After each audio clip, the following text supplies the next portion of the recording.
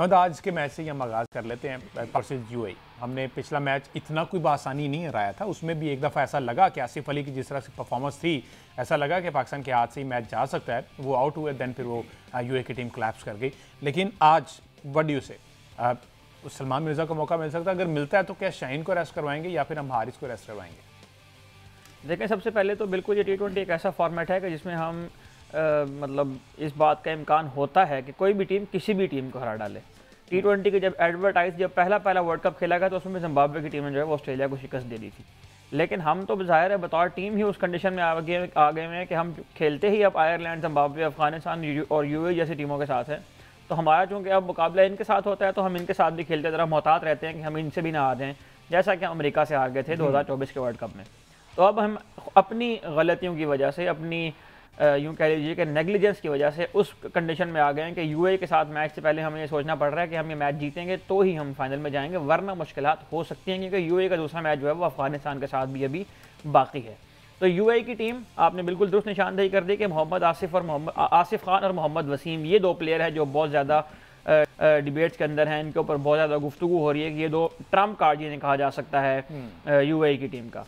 पाकिस्तान की टीम का जो पहला मैच यूएई के अगेंस्ट खेला गया उसमें अगर आप देखें तो पाकिस्तान ने जो विकेट्स हासिल कर ली उनके चेज़ में यूएई के, उसने बाद में हेल्प की, वरना आसिफ खान ने आके एंड पे एक अच्छी इनिंग्स खेल दी थी। अगर उनके पास विकेट्स इन हैंड होती तो शायद वो उस मैच को फिनिश भी कर देते। पाकिस्तान की टीम में जहाँ तक तब्दीलियों की बात है तो हारिस रऊफ एक ऐसा मेरे जहन में इस वक्त एक नाम आ रहा है कि जिसके बारे में जो लास्ट मैच उन्होंने खेला उसमें बहुत ज़्यादा कंफर्टेबल दिखाई नहीं दिए। उनकी लाइनर लेंथ भी डिस्टर्ब थी, उनकी जो कंट्रोल था बॉल के ऊपर वो भी हमें उस तरह से देखने को नहीं मिला है। और सलमान मिर्ज़ा एक ऐसे प्लेयर हैं कि जिनको हम अगर एशिया कप के प्लान में पाकिस्तानी टीम का हिस्सा समझते हैं तो फिर उनको ज़ाहिर है कि प्रॉपर क्रिकेट मिलनी चाहिए ताकि वो यहाँ कंडीशन से भी हम आहंग हों। और यही ऑलमोस्ट टीमें हैं जिनसे हमने एशिया कप के अंदर जाकर खेलना भी है। पाकिस्तान के ग्रुप में यूएई शामिल है वहाँ पर भी। तो सलमान मिर्ज़ा को आज के मैच में एक्सपोज करना चाहिए, उनको चांस मिलना चाहिए और पाकिस्तान की टीम इस माइंडसेट के साथ इस मैच में उतरे कि ये मैच भी जीतना है और एशिया कप की तैयारी भी करनी है। देखें, किसी भी किस्म की अगर आप तैयारी कर रहे हो, आप जब तक जीत की आदत नहीं डालेंगे ना उस वक्त तक हर किस्म की तैयारी बेकार है। अच्छा, हम हर मैच हारने के बाद ये कह देते हैं कि जी हम फलां टूर्नामेंट की तैयारी कर रहे हैं।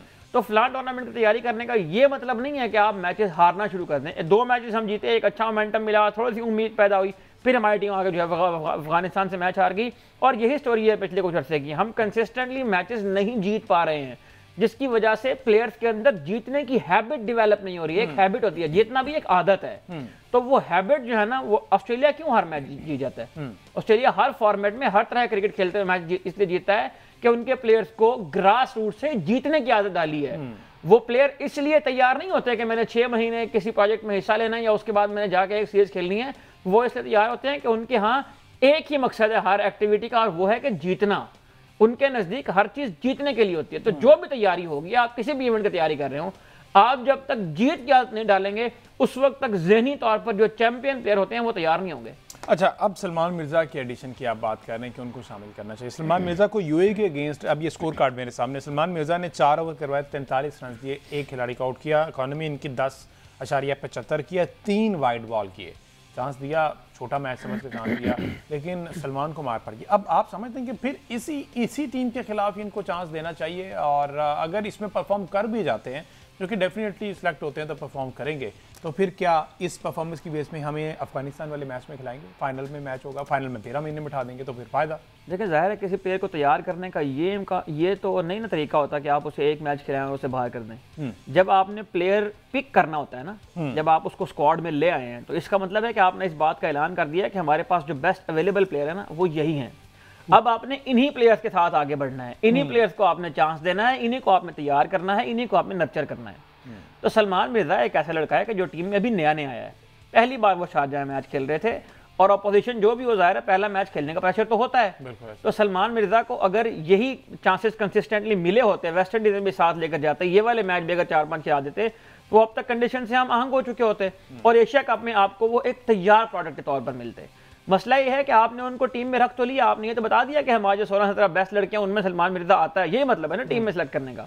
सलमान मिर्ज़ा उन लड़कों में आता तो है लेकिन वो हमारी प्लेइंग 11 का हिस्सा नहीं बन रहा।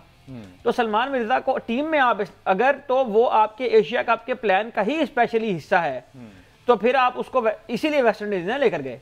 अगर वेस्ट इंडीज में भी वो आपके साथ जाता तो फिर आप कहते हैं कि लड़का है जो हमारी टीम के साथ मुस्तकिल जा रहा है, लेकिन आप उसे स्पेशली एशिया कप के लाए कंडीशन में खिलाने के लिए। तो जब उसको स्पेशली एक टूर्नामेंट के लाए और उस टूर्नामेंट के बिल्डअप के तौर पे आपने ट्राई सीरीज रखी है, तो उस सीरीज में आपने उसे खिलाया नहीं है। इस लड़के को, जो लड़के को आप प्लान करके लेकर आ रहे हैं एशिया कप के लिए, तो उसको चांसेस दें, उसके ऊपर ट्रस्ट करें, उसे कंडीशंस के मुताबिक एडवाइस भी करें, उसको यहाँ बॉलिंग भी करने दें। 1 मैच खेलेगा, 2 मैच खेलेगा, 3 मैच खेलेगा, इंप्रूव हो जाएगा। नहीं इंप्रूव हो जाएगा तो टीम से ड्रॉप कर दीजिएगा। उस वक्त आपका टीम से ड्रॉप करना इसलिए भी बनता होगा कि आपने उसे सफिशिएंट चांसेस दे दिए होंगे। अभी तो आपने 1 मैच खिलाया उसे, इस 1 मैच की बुनियाद पर आप उसे जज करना शुरू कर दें, उसकी जो अकाउंटेबिलिटी है वो अभी से करना शुरू कर दें, ये मेरा ख्याल है कि मुनासिब नहीं है। उसके अगर आप कंपैरेटिवली देखें तो साइम को कितने चांस मिले हैं, मोहम्मद हारिस को कितने चांसेस मिले हैं, ये वो लड़के हैं जो परफॉर्म ना करने के बावजूद भी टीम के साथ खेल रहे हैं। तो यही आप नए बॉलर जब टीम में आते हैं उनके साथ क्यों नहीं करते आप? आपने सुफियान और अबरार को टीम में रखा, उनमें से आप एक को खिला देते हैं, एक को आप बेंच करवा देते हैं। सुफियान मुकीम कितना अर्सा पाकिस्तान की टीम के साथ लगा रहा, अब आके उसको आखिरकार कंसिस्टेंट चांस मिलना शुरू हुए हैं। तो लड़के की ग्रोथ कहाँ गई? लड़के ने जितना टाइम उसके जो फॉर्म लगी हुई थी वो टाइम ज़ाया कर दिया आपने। तो सलमान मिर्जा इनफॉर्म बॉलर है, PSL भी अच्छा खेला हुआ है, जब बांग्लादेश की सीरीज बहुत अच्छी खेला है, वेस्ट इंडीज आप उसे लेकर नहीं गए, यहाँ पर आपने उसे 1 ही मैच खिलाया है। उस 1 मैच में अगर उसे रन लग भी गए हैं तो इसका यह मतलब नहीं है कि आप उसे उस मैच की बुनियाद पर टीम से बाहर निकाल दें, उसी की बुनियाद पर ही उसकी अकाउंटेबिलिटी करें और ये कहेंगे इसके पास बस यही है। तो उसे खिलाएं, ट्रस्ट करें, एतमाद दें। समटाइम्स ये होता है कि प्लेयर की जो मेंटल कंडीशन होती है ना, उसकी वजह से ये लग रहा होता है कि इसमें शायद कोई टेक्निकल प्रॉब्लम पाई जाती है। हमारे जिस तरह के कोचेज है ना, वो ये समझते हैं कि कुछ समटाइम मेंटल बैरियर भी होते हैं। उस मेंटल बैरियर को हल करने के लिए जब आप टेक्निकल एडवाइसेस देना शुरू हो जाते हैं ना कोचेस, तो भी आप प्लेयर के साथ जाती करते हैं। उसको एडवाइस दें, लेकिन जो उसका बेस्ट है, जो उसकी स्ट्रेंथ है, उसको उसके मुताबिक परफॉर्म करने दें। ठीक है, चलो सलमान मिर्जा की चूंकि बात हुई थी, उन्होंने PSL में परफॉर्म किया, फिर आपने बांग्लादेश के लिए वहाँ पे जाके एक्स्ट्रा ऑर्डिनरी परफॉर्म किया डेब्यू मैचेस में। उसके बाद अचानक जो है वो वेस्ट इंडीज के अगेंस्ट ड्रॉप कर दिया गया। ये कुछ साइकी समझ नहीं, और बगैर बताए ड्रॉप किया, कोई रीजन भी उसने नहीं बताई कि कंडीशन शायद सूट नहीं करती। अच्छा, अब जब वो कंडीशन सूट नहीं करती, वापस आए, दोबारा स्क्वाड में डालिए। अब स्क्वाड में डाला तो 1 मैच खिलाया, उसके बाद दोबारा बिठा दिया।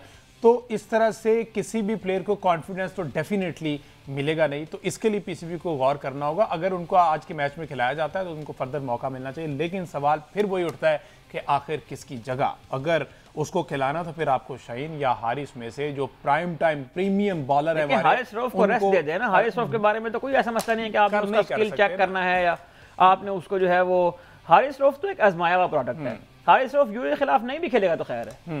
हारिस रऊफ को आप खिला लें, जो आपका प्रीमियर बॉलर है। प्रीमियर बॉलर क्या होता है? प्रीमियर बॉलर ये होता है इसने बड़ी टीमों के खिलाफ आगे। लेकिन मसला ये कि इन प्रीमियम बॉलर्स को भी अब प्रैक्टिस की जरूरत है ना, उनको भी ये मैचेस चाहिए ताकि वो भी रिदम में आ सकें, वो भी फ्लो में आ सकें, उनको भी पता चले कि बॉल कैसे करना है। जब बड़ा मैच आए तो उनको पता हो कि हमने इन कंडीशन में कहाँ बॉल किए थे, क्योंकि शॉर्ट मेमोरी है ना, भूल जाते हैं फौरी तौर पर। अगेन वो आप वाला चैलेंज है कि 6 गेंदें एक जगह पर करके दिखा दें, अगले 10 साल तक वो चैलेंज लाइव है।